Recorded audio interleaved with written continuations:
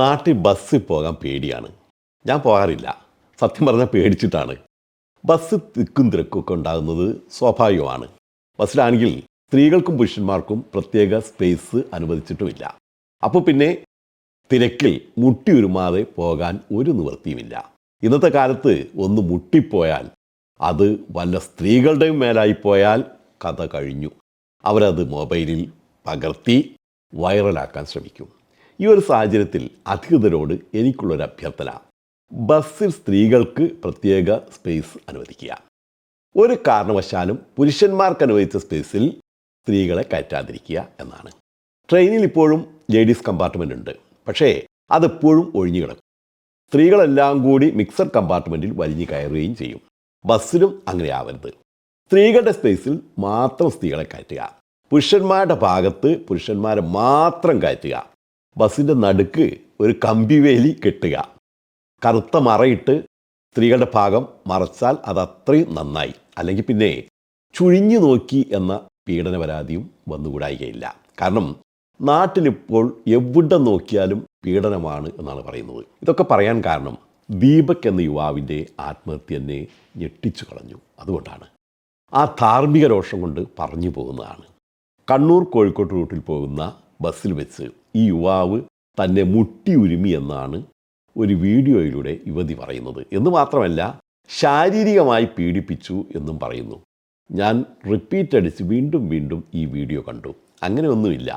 എന്നിട്ടും ഒന്ന് തട്ടിപ്പോകുന്ന scene slow മോഷനിലിട്ട് പിന്നെയും പിന്നെയും കാണിച്ച് അപമാനിച്ചൊരു പാവം യുവാവിനെ ആത്മഹത്യയിലേക്ക് നയിച്ച സംഭവം വലിയ ഞെട്ടലോടെയാണ് ഞാൻ വായിച്ചത്. അയാൾ അങ്ങനെ ഒട്ടി പിടിച്ചോണ്ടാണ് നിൽക്കുന്നത്. നമുക്ക് മനസ്സിലാവും കാണുമ്പോൾ തന്നെ.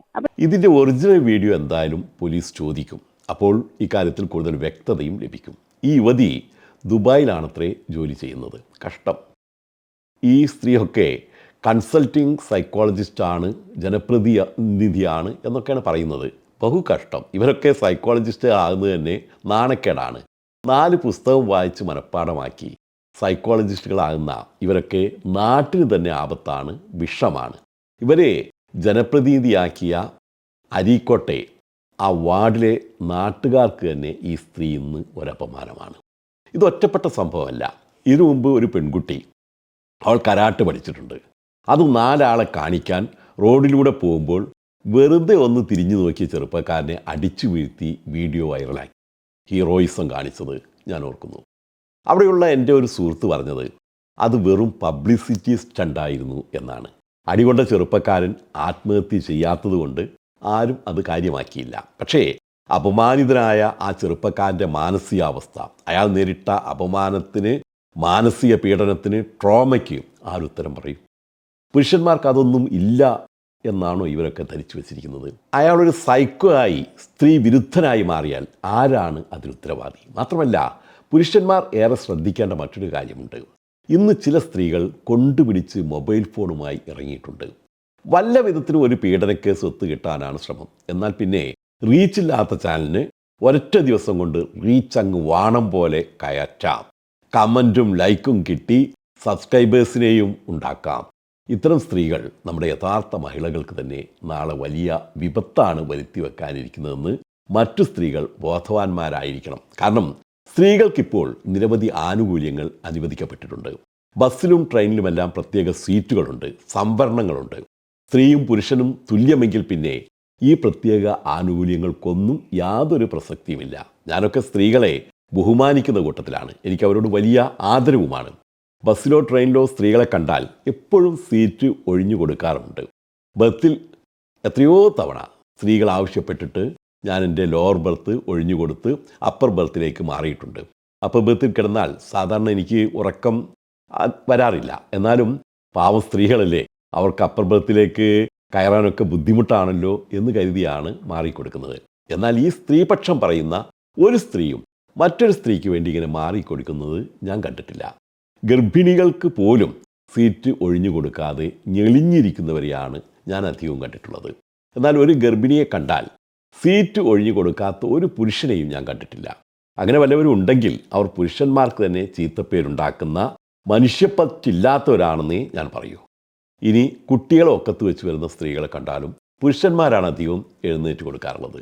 സ്ത്രീകൾ ഞെളിഞ്ഞിരിക്കാറാണ് പതിവ്. ഏതെങ്കിലും പുരുഷന്മാർ സീറ്റ് ഒഴിഞ്ഞു കൊടുത്തിട്ടില്ലെങ്കിൽ അവർ മനുഷ്യപ്പറ്റില്ലാത്തവരാണെന്നേ ഞാൻ പറയൂ. അപ്പോൾ സ്ത്രീകളോടുള്ള പുരുഷന്മാരുടെ ആദരവിൻ്റെ പ്രതിഫലനമാണ് ഇതൊക്കെ. എന്നാൽ ഇന്ന് സ്ത്രീ വിമോചകരെന്ന് പറയുന്ന അങ്ങനെ ചമയുന്ന ചിലർ ഇറങ്ങിത്തിരിച്ചിട്ടുണ്ട്. അവരുടെ ലക്ഷ്യം പുരുഷൻ്റെ തോളിൽ ചവിട്ടിക്കയറി എങ്ങനെയെങ്കിലും ഒരു അതിജീവിത എന്ന പേര് സമ്പാദിച്ച് ഫേമസ് ആവുക എന്നതാണ്. ഇവിടെയൊക്കെ പിന്നാമ്പുറങ്ങളിലേക്ക് നമ്മളൊന്ന് കടന്നു ചെന്നാലുണ്ടല്ലോ, വളരെ നാണം കെട്ട കഥകളാണ് പറയാനുള്ളത്. എന്നാൽ പറയാൻ പാടില്ല, അതാണ് പ്രശ്നം. അല്പം ഫേമസ് ആയാൽ പിന്നെ ഫേസ്ബുക്കിലൂടെയും ഇൻസ്റ്റയിലൂടെയും ഫ്രണ്ട്സ് റിക്വസ്റ്റ് വരും. ആകർഷിക്കുന്ന ഫോട്ടോകളും ചില കമൻറ്റുകളും ചാറ്റുകളും ഇടും. അതിൽ വീണുപോയോ പോയി, നിങ്ങൾ നാണം കെടും എന്നുറപ്പ്. അതൊരു ചൂണ്ടയാണ്. പാവങ്ങൾ അതിൽ കയറി കൊത്തുകയും ചെയ്യും. ഇവിടെ അതിജീവിതകൾ എന്ന് പറയുന്ന പലരും യഥാർത്ഥത്തിൽ അതിജീവിതകൾ ഒന്നുമല്ല. അവരെ പറയേണ്ടത് പബ്ലിസിറ്റിക്ക് വേണ്ടിയുള്ള അതിമോഹികൾ എന്നാണ്. അതിൽ യഥാർത്ഥ അതിജീവിതകൾ ഇല്ല എന്നല്ല, പലരുമുണ്ട്. പക്ഷേ അവരെയെല്ലാം ചുമട് താങ്ങികളാക്കി വെച്ച് ചില ബ്ലോഗർമാർ ഇറങ്ങിയിട്ടുണ്ട്. ഒരേ ഒരു ലക്ഷ്യം മാത്രമേ അവർക്കുള്ളൂ, അത് തങ്ങളുടെ വീഡിയോ വൈറലാക്കുക എന്നത് മാത്രമാണ്. അവർ വാസ്തവത്തിൽ യഥാർത്ഥ വനിതകളുടെ തന്നെ ശത്രുക്കളാണ്. അവരുടെ ഫേസ്ബുക്ക് ഇൻസ്റ്റാ പേജുകൾ തന്നെ അത് വ്യക്തമാക്കുന്നതുമായിരിക്കും. ആകർഷകമായ ഫോട്ടോകളിട്ട് നിറച്ച പേജുകളായിരിക്കും അത്. എങ്ങനെയെങ്കിലും ചൂണ്ടയിട്ട് പിടിക്കുക എന്നതാണ് ലക്ഷ്യം. ഇപ്പോൾ തന്നെ അതിജീവിതയുടെ ചാറ്റ് പ്രസിദ്ധപ്പെടുത്തി അധിക്ഷേപിച്ചു എന്ന പേരിൽ ഫെനി നൈനാനെതിരെയുള്ള കേസ് എന്താണ്? അതിജീവിതയുടെ ചാറ്റ് പബ്ലിക്കാക്കി എന്നതാണ് കേസ്. അപ്പോൾ അതിനു മുമ്പ് ഒരു ജനപ്രതിനിധിയുടെ ചാറ്റ് പബ്ലിക്കാക്കിയത് കേസല്ലേ? അതെന്താ അങ്ങനെ? ഇന്ത്യൻ പീനൽ കോഡ് FM അഥവാ ഫീമെയിൽ മെയിൽ എന്നിങ്ങനെ 2 ഉണ്ടോ? എനിക്കറിയില്ല. ഏതായാലും സ്ത്രീ പുരുഷ വിദ്വേഷത്തിലേക്കാണ് അവർ വഴിമരുന്നിടുന്നത്. ഇതൊക്കെ പുരുഷന്മാർക്കല്ല, സ്ത്രീകൾക്കാണ് ഭാവിയിൽ കൂടുതൽ ദോഷം ചെയ്യുന്നത് എന്നും ഓർക്കണം. സ്ത്രീകൾക്ക് കിട്ടുന്ന പ്രത്യേക ആനുകൂല്യങ്ങളെല്ലാം നിർത്തലാക്കണമെന്ന ഒരു വാദത്തിലേക്ക് അത് പുരുഷന്മാരെ അവസാനം കൊണ്ടുചെന്ന് എത്തിക്കും. ഇപ്പോൾ തന്നെ രാഹുൽ ഈശ്വരൊക്കെ അതിന് വഴിമരുന്നിട്ട് കഴിഞ്ഞു എന്നോർക്കുക. അവരൊന്നും സ്ത്രീ വിരോധികളല്ല. പക്ഷേ പുരുഷ പീഡനത്തിനെതിരെയും ശബ്ദമുയർത്താൻ ചിലരെല്ലാം വേണമല്ലോ എന്ന ഒറ്റ കാരണത്താൽ ബലിയാടുകളാവുകയാണ്. വാസ്തവത്തിൽ സ്ത്രീകളുടെ അവകാശങ്ങൾ സംരക്ഷിക്കാൻ ഇത്തരം കള്ള സ്ത്രീ വിമോചകരെ ഒറ്റപ്പെടുത്താൻ പുരുഷന്മാരല്ല, സ്ത്രീ സമൂഹം തന്നെ തയ്യാറാവണമെന്നാണ് എൻ്റെ അഭിപ്രായം. അല്ലെങ്കിൽ ഭാവിയിൽ പീഡനമനുഭവിക്കുന്ന പുരുഷന്മാർ ഒത്തുചേരുകയും പുരുഷ വിമോചനത്തിനായി അവർ പട നയിക്കുകയും ചെയ്യുന്നൊരു സ്ഥിതിവിശേഷം ഉണ്ടായിത്തീരും എന്നോർക്കുക. അത് സ്ത്രീകൾ ഇന്നനുഭവിക്കുന്ന എല്ലാ ആനുകൂല്യങ്ങളും നിർത്തലാക്കുന്ന ഒരു നിയമ സംഹിതയിലേക്ക് കാര്യങ്ങൾ എത്തിക്കുമെന്നും ഓർത്തിരിക്കുക. അണമുട്ടിയാൽ ഏത് ചേരയും കടിക്കും, അതുറപ്പാണ്. വാർത്തകളും വിശേഷങ്ങളും ഉടനടി അറിയാൻ ഞങ്ങളുടെ ചാനൽ സബ്സ്ക്രൈബ് ചെയ്ത് നോട്ടിഫിക്കേഷൻ ഐക്കൺ ക്ലിക്ക് ചെയ്യുക.